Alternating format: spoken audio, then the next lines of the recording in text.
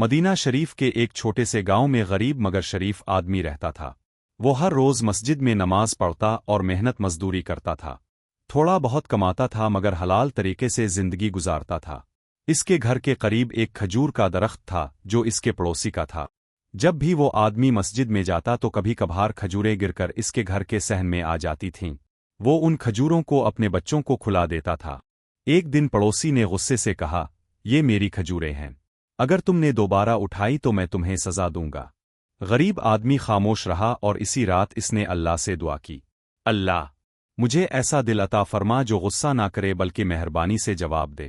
اگلے دن وہ اپنے امیر پڑوسی کے پاس گیا اور نرمی سے کہا، بھائی مجھے وہ کھجور کا درخت بیچ دو تاکہ اب کو کسی قسم کی پریشانی نہ ہو۔ پڑوسی ہنسنے لگا اور بولا، تمہارے پاس پیسہ کہاں ہے؟ غریب آدمی نے اپنا چھوٹا سا گھر بیچ کر وہ درخت خرید لیا۔ اب وہ درخت اس کا ہو گیا۔